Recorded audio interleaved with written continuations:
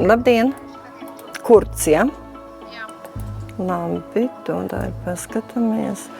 Jums ir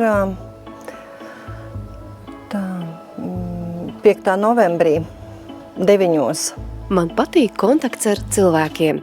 Tieši tik vienkārši par savu darbu saka Anda Rimša. Rit jau 37. gads, kā viņas darba gaitas ir saistītas ar Smiltenes poliklīnikas reģistratūru, kur viņa pilda medreģistratora pienākumus. Man patīk, ka es varu palīdzēt. Kādas jau iespējas mums te ir. Vienkārši man patīk tas darbs.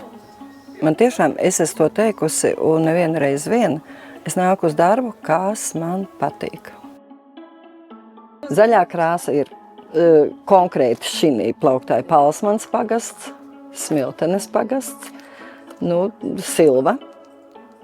Šitas plauktiņš mums ir bērni līdz 18 gadiem.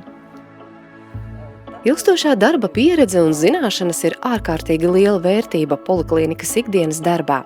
Anda ar lielu empātiju un pacietību iedziļinās pacientu vajadzībās un iespēju robežās cenšas palīdzēt.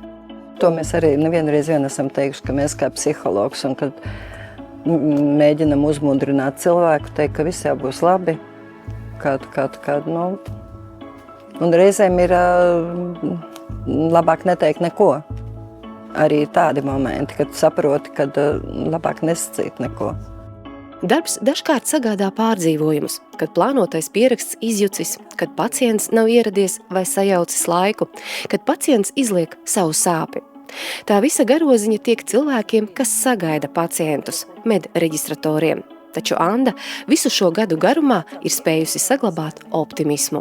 Tas, ka tas cilvēks iet projām no pieņemšanas, un viņš apstājās un viņš saka, paldies meitenes, tas ir mums, mēs abas divas te jau, un vai atkal trešā kolēģi, kad viņi saka, paldies meitenes, pie jums ir tik jauki, jums ir tik jauka poliklīnika, jums ir tik jauki ārsti, jūs visi esat, un tas ir tas lielākais gandarījums. Kad tas cilvēks aiziet projām, un lai, viņš saka, ir slims, bet viņš vienalga ir, kad viņam te ir paticis.